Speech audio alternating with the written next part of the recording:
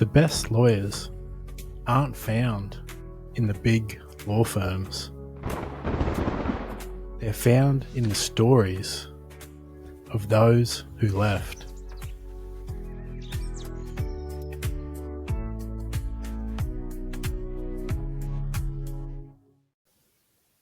The Resignation, Chapter 1. Why would I ever want to become you? The words hung like static between us, charged, crackling, unsettled, and now they refused to fade. Even though I'd thought it 100 times, I'd never dared to say the words out loud to the managing partner. Throughout my early years in law, I'd been told by so many mentors and colleagues how lucky I was to be working here under such a great man. For too long, I'd believed them, but finally, I'd realised enough was enough. The conference room was colder than usual. The long glass table, polished to an almost blinding sheen, reflected the fluorescent lights reminiscent of a surgical theatre. Although rather than life-saving surgery, this one was used to squeeze the life out of unsuspecting young lawyers who were brave enough to ask for even a basic level of respect. Across from me sat the managing partner, Mitchum Hayes, flanked by two other senior partners. They might as well have been B1 and B2 because they looked identical. And whilst their faces had changed over the years, their roles remained the same, to nod along with their king and ensure it was always 3-on-1 during performance review meetings so the peasants like me knew their place. Their suits, crisp and dark, mirrored the sway of a High Court justice's robe, heavy with unspoken judgment.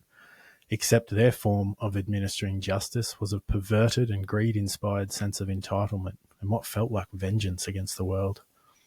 The silence stretched between us, thick and heavy. My moment had arrived.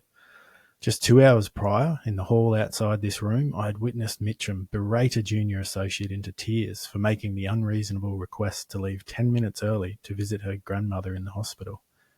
Visiting hours would be over if she left at the usual time juniors were expected to clock out, after dark, and hours after their official contract required.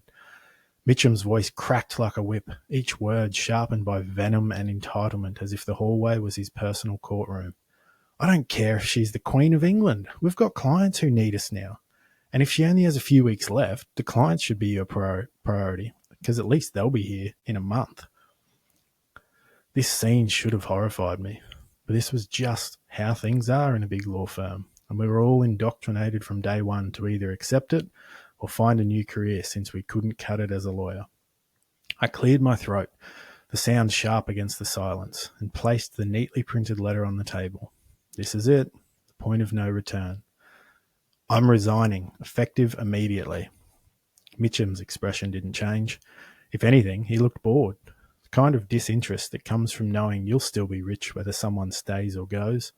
We were all disposable to him. He tapped a finger against the arm of his chair, considering, and then in a calm, measured voice, "You're making a mistake. You're throwing away years of work, a fast track to partnership, a secure future." He interrogated me with his eyes, blinding focus, a spotlight I couldn't escape. And for what? Did you get a better offer? Or are you finally admitting you can't cut it? Surely you're not stupid enough to try and do your own thing. I must have given him an expression that suggested the latter, because a smugness tugged at the corners of his mouth. You're not ready. I was prepared for this. I had rehearsed every possible version of this conversation in my head, anticipated every argument they could throw at me, but I was planning on waiting one more year until I felt fully ready. But I had snapped and figured there was no going back now. Still, the words landed harder than expected. Doubt slithered up my spine, unwelcome and insidious. Was I making a mistake? Was I really ready? Could I really compete? I owed it to Courtney and the kids to at least try. I thought of the late nights, the endless billing targets, the clients I had brought in only to see the firm take the lion's share of the fees. I thought of missing my son's first soccer game, my wife's birthday dinner, my daughter's first step and first words. Then there was the constant, nagging exhaustion that had settled into my bones like a permanent condition. Every Sunday evening as I prepared for the torture to begin again each Monday. I was sacrificing my life with people who loved me before becoming a lawyer for a man who saw me as nothing more than a cog in his billable machine. I was a replaceable part that was not supposed to question, just make him profit. Adrenaline surged through me as I stood up abruptly, my chair almost falling over behind me. Shoulders back and looking right into Mitchum's dead eyes, I began. I am ready. And clients, they trust me, not the firm. Mitchum exhaled through his nose, shaking his head as if it had just confirmed his worst fears. If a single client follows you, we will sue you for everything you've got. B2 spoke up. Do you know what you're giving up? Partnership, security, the prestige of working here. You're throwing that away for your own selfish reasons, for individual gain. We thought you were a team player, a trusted member of our family. I began laughing, thrusting my head back dramatically, and as my gaze turned from Mitchum to B2, who immediately looked at the table in shame, I returned my stare to the real villain in the room. Selfish? Is that what you call it? And what would you call the way this firm treats its people? The way you exploit junior lawyers, bleeding them dry with impossible targets, expecting them to sacrifice everything in the name of the good of the firm. You stand there and preach about security while you chew up young talent and spit them out when they no longer serve your purpose. A slight smirk was on Mitchum's face, as though what I was saying was old news and didn't mean a thing. I leaned forward, planting my hands on the table, now aware how much my voice had risen, and my eyes unleashing daggers toward the man who had taken so much from me.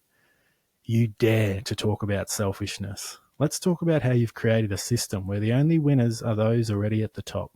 A system that thrives on fear, manipulation, and broken promises. You dangle partnership like a golden carrot, making us believe that if we just work hard enough, sacrifice enough, endure enough, then maybe, just maybe, we'll be allowed into your corrupt little gentleman's club where you can all happily stroke each other's fragile little egos.